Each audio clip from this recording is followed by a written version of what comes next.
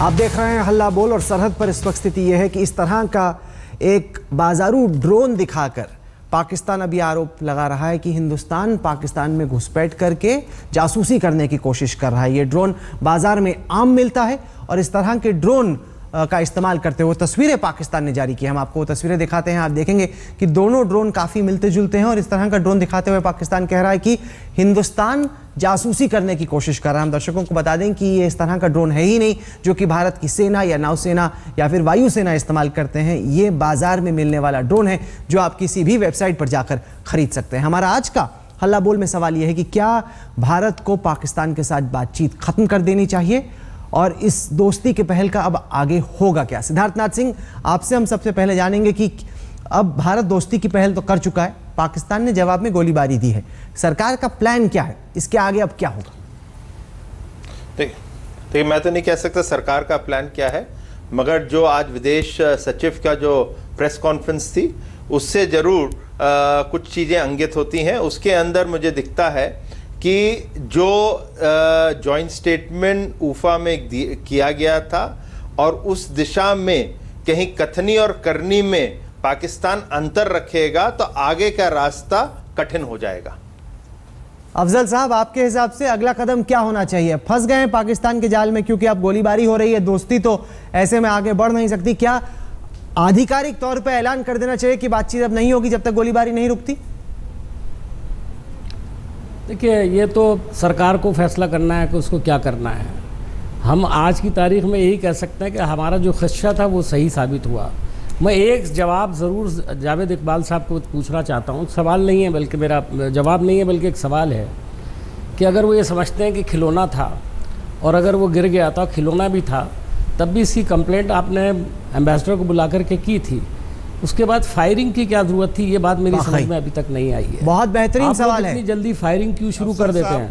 इतनी जल्दी फायरिंग क्यों? क्योंकि डिप्लोमेटिक जी जी जी जी इकबाल साहब जवाब दें। सुन लीजिए, फरमाइए। देखिए, आपका ये एक रवैया रहा है कि आप सवाल करके जवाब नहीं सुनते हैं। यही बख्शी साहब के साथ किया आपने, मेरे साथ सुन रहे हैं। बख्शी साहब को नहीं, आप नहीं सुनते ना।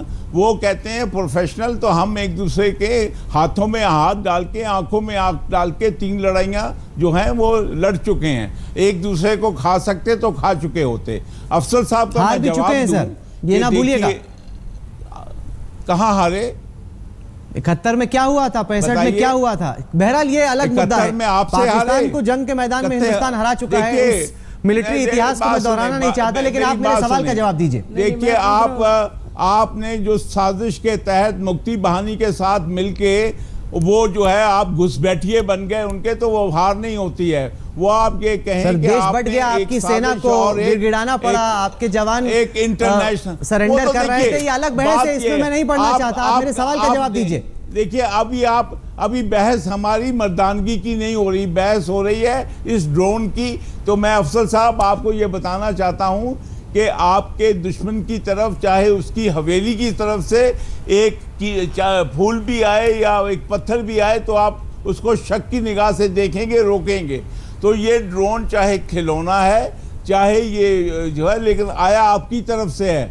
नहीं, तो पर अफजल साहब ने जो सवाल पूछा उसका आप सीधा जवाब नहीं दे रहे। वो कह रहे हैं चलिए फर्ज कीजिए, ये किसी ने शरारत में एक ड्रोन भेज भी दिया, एकदम मान नहीं रहे कि ऐसा हुआ। अगर हुआ तो आपने गोलीबारी क्यों शुरू कर दी? वहां से आया है वो भी स्मॉल आर्म फायर नहीं, आपने मोर्टार फायरिंग, भारी बमबारी शुरू कर दी आपने बड़े हथियारों के साथ। ऐसा क्यों जावेद इकबाल साहब?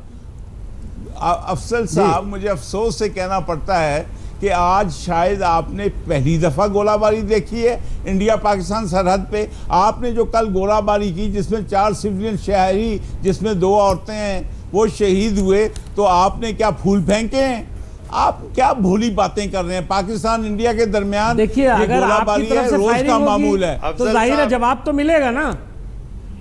तो फिर आपको भी मिलेगा। अगर आपकी तरफ से होगा जवाब तो होगा। यहाँ अफसल साहब, आपका ख्याल ये है कि आप ड्रोन सिद्धार्थ आपका जवाब देना चाहते हैं, बोलिए सिद्धार्थ। ये तो पाकिस्तान सीधे तू तड़ाका पे आ गया है, अब ऐसा ही होगा नियंत्रण रेखा पर। और कर लीजिए आप अफसल साहब, आप गुलाम होंगे, आप इंडिया के गुलाम होंगे, हम नहीं है। अफसल साहब, आप इंडिया के गुलाम होंगे, हम नहीं है।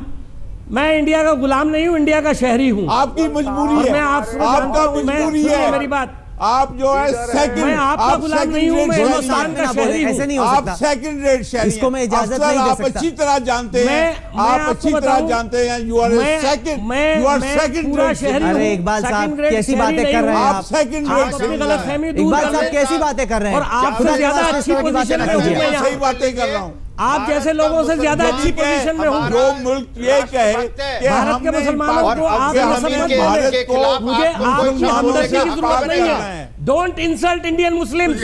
Don't insult Indian Muslims. Yes. By saying that they are second grade citizens. I'm insulting India. We are equal citizens of this country. Understand? जो ये Never tell this. उतने ही राष्ट्रभक्त है जितना सिद्धार्थ सिंह इस चैनल पे बैठा हुआ है। I'm sorry. गलती मत करना। आपको ये जुमला अदा करने से पहले उन महाजरों की तरफ देखिए जिनको आपने सेकंड क्लास सिटीजन देखिए यही दिक्कत है सिद्धार्थ, जिनको लंदन में जाकर के आपके खिलाफ काम करना ऐसे में जब पारा इतना गर्म है तो बातचीत का सिलसिला बढ़ेगा कैसे? आप क्यों नहीं ऐलान करते कि गोलीबारी तक हम बातचीत नहीं करेंगे? पारा जो इतना गर्म है, बातचीत का सिलसिला तभी बढ़ेगा अगर आप ऐसी हरकतों से बाज आ जाएंगे। तो सर कॉमेडी शो आप कर रहे हैं, एक कमर्शियल ड्रोन को आप स्पाई ड्रोन बताते हैं।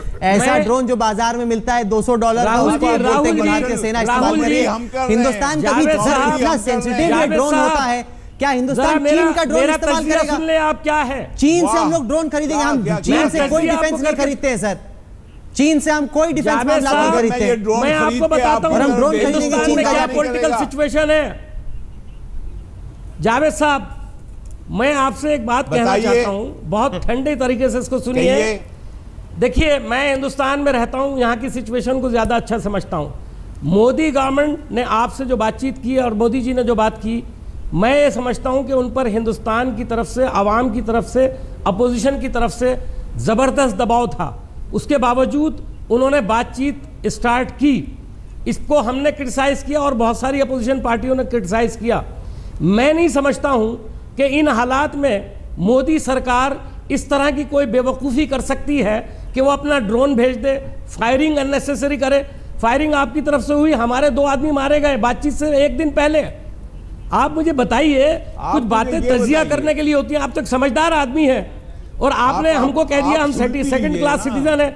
मैं अगर आपसे सवाल करूं, आप महाजरों का क्या असर कर रखा है आपने पाकिस्तान के अंदर? मैं आपको, लेकिन मैं सवाल उठाना नहीं चाहता हूं, ये आपका मसला है। नहीं उठाइए, ये आपका मसला है, हम अपने असर से खुद निपटेंगे। अच्छा सिद्धार्थ ये बताइए कि अब इसके आगे होगा क्या, क्योंकि यहाँ पर पारा चढ़ रहा है दीजिए और लगातार गोलीबारी हो रही है, पाकिस्तान पीछे हटने को तैयार नहीं। आगे होगा क्या, आप क्यों नहीं कहते? सिद्धार्थ मेरी बात सुनिए एक एक करके। सिद्धार्थ आप क्यों नहीं कहते कि जब तक गोलीबारी होगी तब तक बातचीत नहीं? आज भी जब विदेश सचिव की, इकबाल साहब बात तो सुनिए, आज भी जब विदेश सचिव की बातचीत हुई, अफजल साहब एक एक करके, आज भी जब विदेश सचिव ने प्रेस कॉन्फ्रेंस की, उन्होंने कहा कि बातचीत की तारीख हम तय करेंगे। अरे ऐसे में क्यों नहीं सरकार कहती कि जब तक गोलीबारी होगी तब तक बातचीत नहीं हो सकती? सवाल ही नहीं उठता।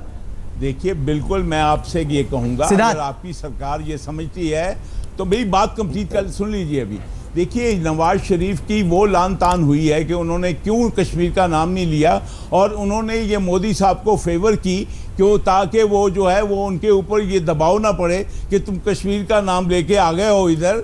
तो इसके बावजूद आपके रवैये में कोई तब्दीली नहीं आई और आपकी हालत। इकबाल साहब यार बात तो कंप्लीट करने दो, कश्मीर आप याद तो बात तो कंप्लीट करने दो, हर दफे आप बात तो कंप्लीट करने दो ना। तो फिर आप ये सुन लें, आप बेतुकी बातें करते रहेंगे, हम लोग यहाँ पे बैठ के आपकी बातें सुनेंगे। आप बेतुकी बातें करते हैं, आपने जो बोलना था बहुत बोल लिया। आप बेतुकी बातें करते हैं, कश्मीर के बगैर, जम्मू और कश्मीर के बगैर। आप छोड़ दीजिए,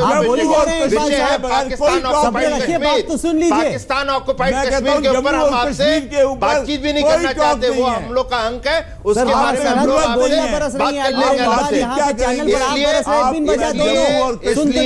बात करने। आप लोग प्रोवोकेशन कर रहे हैं, वो रास्ता आपके लिए और पाकिस्तान के लिए अच्छा नहीं है। नेपाल आपके लिए भी अच्छा नहीं है, आपके लिए भी अच्छा नहीं। जावेद साहब अगर कश्मीर पर आपको बात करनी थी तो नवाज शरीफ साहब को ज्वाइंट डिक्लेरेशन के अंदर कश्मीर को मेंशन करना चाहिए था। अगर उन्होंने नहीं किया तो इसमें हमारा कौन सा कसूर है? तो मैं ये तो आपको अपने प्राइम मिनिस्टर से पूछिए। ऑल इश्यूज हैं, आपने पूछिए ना, इश्यूज हैं उसमें, ऑल इश्यूज है ना। Why did you mention Pakistan? Why didn't you mention Siddharth मेरे सवाल का जवाब दे नहीं रहे। ऐसे वक्त पर जब पाकिस्तान से गोलीबारी थम नहीं रही, हम बातचीत के बारे में सोच भी क्यों रहे हैं? हम क्यों नहीं कहते कि जब तक गोलियां चलेंगी बातचीत नहीं होगी? ये तो पुराना स्टैंड है मोदी सरकार का, उससे आप क्यों भटक रहे हैं सिद्धार्थ? अगर कश्मीर देखें, कश्मीर के ऊपर गोलियां चलें, राहुल जी, या गोले चलें, वही स्टैंड उसी रेड लाइन के अंदर है, उसकी बाउंड्री क्रॉस नहीं हो रही है। और विदेश सचिव ने जो आज कहा है कि जो संधि हुई थी उफा में, उसके तहत दिल्ली में ही मिलना है। बातचीत कब होएगी, कैसे होएगी, उसके बारे में उन्होंने एक शब्द में कहा, उस पर कोई निर्णय नहीं है। तो उसका यह मतलब नहीं निकालिए जो आप कोशिश कर रहे हैं राहुल जी। क्या आपको लगता है जनरल बख्शी की सिरे से छोड़ दीजिए, सरकार को कहना चाहिए कि कहीं बातचीत का सवाल ही नहीं उठता, पहले आप गोलियां हम पर दागनी बंद कीजिए, तब तक कोई बातचीत नहीं? देखिए, सरताज अजीज ने कह दिया है। जनरल बख्शी को बोलने दीजिए इकबाल साहब, आप तो सबकी बारी ले रहे हैं, आप बाकियों को बोलने ही नहीं दे रहे। आप जनरल बख्शी ना, कमाल है ये। मुझे मैं कह रहा हूं, सरताज अजीज ने कह दिया है कि जब तक इंडिया एंड कश्मीर में शामिल नहीं है, कोई टॉक्स नहीं है। मतलब बताइए, आपके प्रधानमंत्री की बात से ज्यादा तो आपके राष्ट्रीय सुरक्षा सलाहकार की बात। एक मिनट कुछ कह सकता हूं? जी बोलिए, बोलिए बख्शी साहब। अच्छा देखिए, फरमाइए। अच्छा, मैं देखिए कहना चाहता हूं कि जब हम कोई प्रिंसिपल्ड पोजीशन लेते हैं, हमको उससे रिजाइल नहीं करना चाहिए। हमारी बहुत प्रिंसिपल्ड पोजीशन थी कि बम, गोली, बंदूक के धमाकों में बातचीत नहीं हो सकती। आई एम अफ्रेड कि हमने अपनी प्रिंसिपल्ड पोजीशन से रिजाइल किया और रिएक्शन बिल्कुल वही हुआ जो कि हमको पाकिस्तान से अंदेशा था कि पाकिस्तान की फौज, पाकिस्तान की आईएसआई एकदम टांग डालेगी, टांग अड़ाएगी और जो है बॉर्डर पे दर्जे हरारत बढ़ाएगी। 3 बार तो मोदी जी के आने के बाद हम ये पैटर्न देख चुके हैं। जहां तक इस ड्रोन का सवाल है, ये टैक्टिकल लेवल ड्रोन है, इसकी 20 मिनट एंड्योरेंस है। इसका इस्तेमाल सिर्फ अगर किसी ने बॉर्डर पार करना हो तो वो रेकी के लिए कर सकता है। बॉर्डर पार हमारी तरफ से नहीं हो रहा जावेद साहब, बॉर्डर पार आपकी तरफ से टेररिस्ट तंजीमें कर रही हैं। लश्कर तोयबा के कई कैंप वहां पे लगे हुए हैं जो निरंतर टनल सनल बनाकर पार करने। पर जनरल बख्शी, क्या आपको लगता है कि ऐसे में जब गोलियां अभी भी चल रही हैं सरहद पर, जनरल बख्शी मेरा सवाल सुनिए, क्या मोदी सरकार को यह कहना चाहिए कि बातचीत तब तक नहीं होगी जब तक गोलियां चलेंगी? क्योंकि अभी भी सरकार वो कहने से बच रही है। बिल्कुल कहना चाहिए, क्योंकि गोली का जवाब तो गोली से आएगा। बख्शी साहब, जनरल साहब, गोली का जवाब तो गोली से आएगा। अब ये जो हमने एक बनाया है, पर इकबाल साहब मैं आपको याद दिला दूं, जब पिछली दफा पाकिस्तान ने गोलियां बौछाई थी तब हिंदुस्तान ने ऐसा जवाब दिया था कि कई महीने तक पाकिस्तान का मुंह बंद हो गया था उसके बाद सरहद पे। आपको याद होगा, क्योंकि मैं खुद गया था इंटरनेशनल बाउंड्री पे, मैं खुद गया था, रात मैंने वहां बिताई थी, मैंने खुद देखा था कि किस तरीके से पाकिस्तान के पोस्ट खामोश हो गए थे क्योंकि हमने 2 दिन खुद फायरिंग की थी। अच्छा, आप सुन लीजिए, अगर आपका जवाब इतना ताकतवर है तो आप उस जवाब से बंद कर लेना गोलियां फिर पाकिस्तान की। पिछली दफा बंद करवा दी थी भाई, पिछली दफा बंद करा दी थी। जरा हीरो बनो और जरा हीरो बनो ना, जावेद साहब, दम लाओ ना। जावेद साहब, जनरल बख्शी, मेरा ख्याल जनरल बख्शी प्लीज, नहीं general Bakshi please listen to me. General Bakshi, idea is, देखिए बोलिए, जब एक DGMO, please listen to me, एक डीजीएमओ लेवल पे ये हुआ है कि आपस में ये गोलियों को बंद करने का तरीका कार लाया जाएगा। अगर रेंजर्स की आपस में ये जो मीटिंग्स होंगी और ये जो चीज़ें, अब देखिए ईरान और यूएसए का 13 साल वो आखिरी दम तक एक दूसरे के खिलाफ बोलते रहे, लेकिन ना उनको जो देखिए जो मांगे ईरान की थी ना वो पूरी हुई, जो मांगे यूएसए की हैं ना वो पूरी हुई। यही हाल टॉक्स का होता है कि अगर तो हम दोनों मुल्क जो हैं अपनी मांगों से पीछे नहीं हटेंगे तो ये बातचीत बेकार है। लेकिन अगर समझ रखते हुए कि हमारे दोनों देशों को अमन, तरक्की और गुर्बत से निजात की ज़रूरत है तो फिर हम स्टेप बाय स्टेप और Aahista Aahista step by step तो ठीक है को आगे बढ़ाएंगे। लेकिन कदम तब बढ़ाएंगे जब गोलियां ना चल रही हो। अमेरिका और ईरान के बीच गोलियां नहीं चल रही थी एक दूसरे के ऊपर, गोलियां नहीं चल रही। पहला स्टेप आपस में बॉर्डर पे अमन होना चाहिए। जी आप सुन लीजिए, हमारे भी जनरल की बात सुन लीजिए। ध्यान से आपकी नहीं जावेद साहब, मैंने बड़े ध्यान से आपकी बात सुनी है। मेरी गुजारिश है, हमको लड़ना अच्छी तरह से आता है। मेरी सिर्फ आपसे गुजारिश है, जब आपकी फौज लड़ती है आप प्लीज उन्हें कहें कि औरतें बच्चों को इस लड़ाई से अलग रखें। औरतें बच्चों को इस लड़ाई से अलग रखें। ये मर्दों का काम नहीं है। बिल्कुल ये मर्दों का काम नहीं है। खिलौनों को हथियार न बनाएं इकबाल साहब, याद रखें। हथियार होते हैं, खिलौने होते हैं। खिलौना दिखा के ये ना कहें कि ये हिंदुस्तान का हथियार है, बिकॉज हिंदुस्तान के हथियार में बहुत दम है। वक्त हो गया एक छोटे से ब्रेक का। ब्रेक के बाद लौटेंगे और बताएंगे कि इस पूरी बहस पर हमारी जनता यानी हमारे दर्शकों की क्या राय है, आपने क्या सोचा। जावेद इकबाल के जवाबों का दिखाएंगे आपको छोटे से ब्रेक के बाद। आप देखते रहिए।